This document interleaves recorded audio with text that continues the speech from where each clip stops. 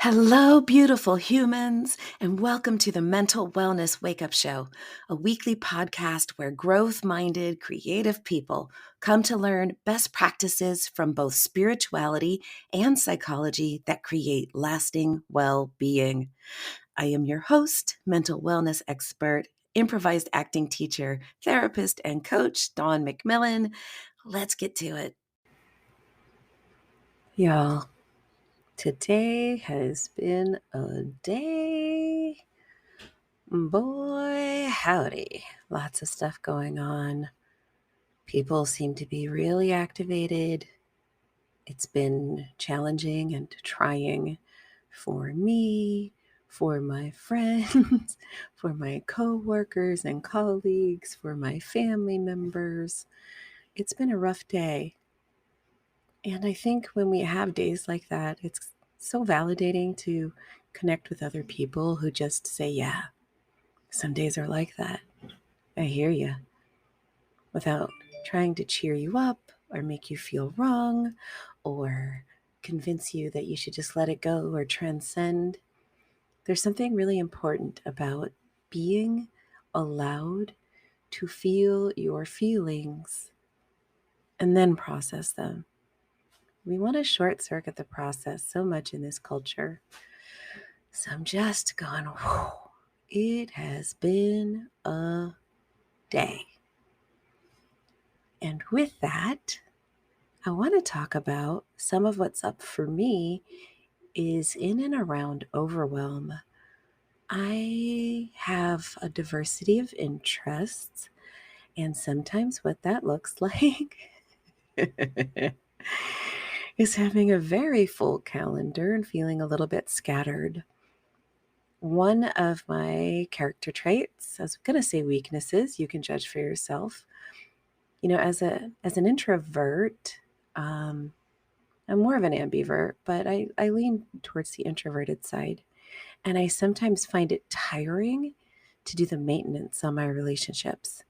Adult relationships are hard under the best of circumstances anyway. But I think extroverts who get energy from engaging with other people have an edge in the maintenance department. So for me, when my calendar starts to get chock full, and 90% of it is gleefully, joyfully chosen things, and then there's basic adulting, like needing to get yard work done and make appointments for this and auto that and blah, blah, blah, blah, blah. But maintaining my relationships can sometimes feel like, oh, too much. So overwhelm is up for me. And based on what I'm hearing from you all, overwhelm is up for a lot of people. So a couple of things. I would like to remind you that this generation, those of us who are alive in this moment in 2022, there is just so much information. There's more people alive on the planet than there ever was at one time before. Like there's going to be 8 billion people by the end of the year. As far as we know, there's never been 8 billion people alive at one time. We have a gazillion news sources. We have a gazillion different ways of engaging with information, our tablets, our phones, our computers, the radio, the television, the skywriting. Okay, maybe skywriting isn't contributing to your overwhelm, but you never know. So these are intense times, and we may have evolved our technology, but our essential beingness hasn't changed that much in the last couple of millennia. So it's a challenge for us.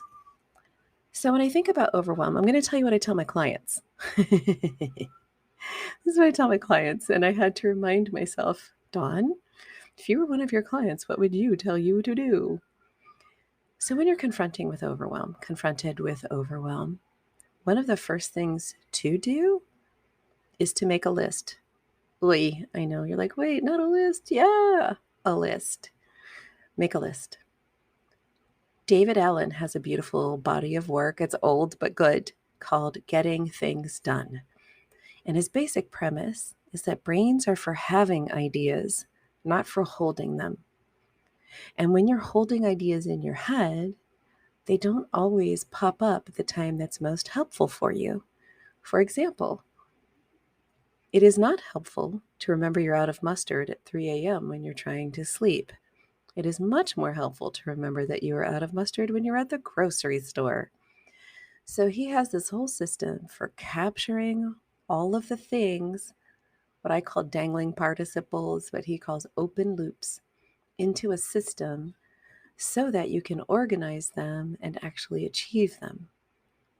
So, with that in mind, that brains are for having ideas, not for storing them, when we're getting overwhelmed, it's often because we are using our brain for that storage list of all the things. All the things. And when you're looping all the things, that can seem like a million things. But it's not. It's not. Even the busiest, most stressed out, multiple hat wearing individual doesn't have a million things. You probably don't even have 100. If you sat down and you listed, oh my God, I have so much to do, exactly what that is, you might be surprised at how long that list is not. And something about the act of listing it out also helps you start to prioritize. To use some examples from my life, is helping my kid get their car checked out more or less urgent than getting the yard done? Well, it depends on how you look at it. But when I write out the list, okay, oh my God, I have so much to do. I got to make this appointment for that. I got to make this appointment for that. I got to do this. I got to do that. When I start to write it down and I write out, get the kid's car checked for safety, that instantly reminds me of what my values are and feels a lot less like all of the things in my head are equally valuable. They're not. I probably should wash my makeup brushes. Yeah, but if I don't, not the end of the world. What's more important is, the example that I just used, helping my kiddo with the car. So when you start to write things down, you get to see that the list is not infinite. In your head, it feels infinite, insurmountable, just too much, too much, too much. So that's step one. Write it down, capture it. You'll probably have a little more success writing it on paper, and also it's good to do it in whatever system you're actually going to do. So just make a list of all the things. And maybe you'll look at it and you go, wow, that's a lot of stuff. But I promise you, they're not all equally important and they're not all equally urgent. The thing that's due September 15th can maybe take a backseat to the thing that's due on August 30th. You get my point. I'm hammering it home, but write it out. And then you can take a look at that list and you can ask the question, what are the consequences of not doing this item? And if you can live with those consequences, or it's really not that big a deal, cross it off. Cross it off. When you're feeling overwhelmed, you gotta get lean and mean and focused. So you make that list and you realize you don't have a million things to do. You have 30. And then you start going down that list, right? And is sell the extra flute I own on eBay. Yeah, that's something I should get around to. But I don't need it on my list right now when I'm really overwhelmed. And this is where the David Allen system comes in really handy, because there's a list of someday maybe. So there are things that you can put on there like someday maybe. So that can be a very useful frame. But just getting a list and then crossing off the things like, what happens if I don't do this? If you can get away with it, if it's not important or if it's a nice to have, just cross it off.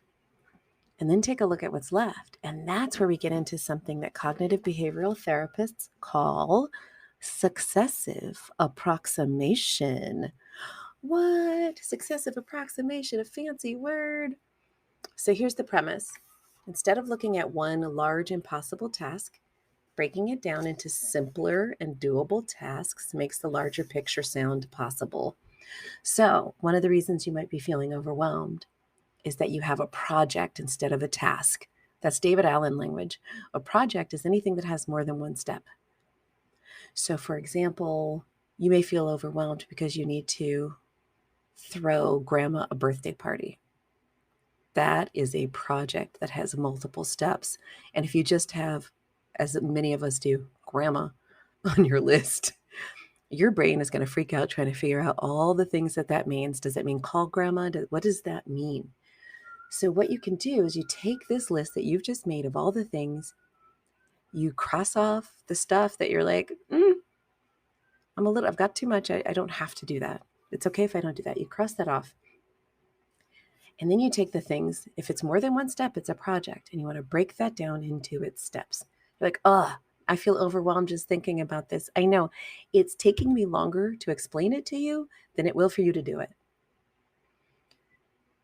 So you take grandma and you turn that into plan grandma's birthday party. And plan grandma's birthday party may involve call party planner, get budget, pay party planner. Like you may be able to break it down to that. Or it could be a lot longer list of steps. But the point is that project sitting around in your brain is just going to poke at you. Oh my God, I got to plan grandma's birthday party and my car tires need air and I spilled my coffee and I think we're out of arugula. It's just going to spin out. So write it down, cross off anything that you can get away with not doing, and then take those projects, those big projects, and start to break them down into little bite-sized morsels. And the discipline is going to be just do the one thing at a time and call that a success.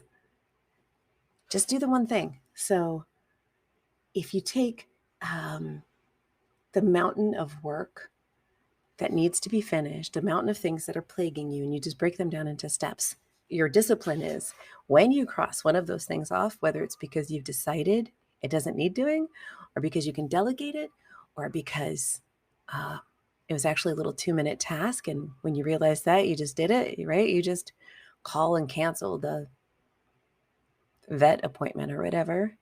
You cross it off and you celebrate. You give yourself a little dance. You celebrate. You go, yay, I'm so awesome. Or like, look at you go.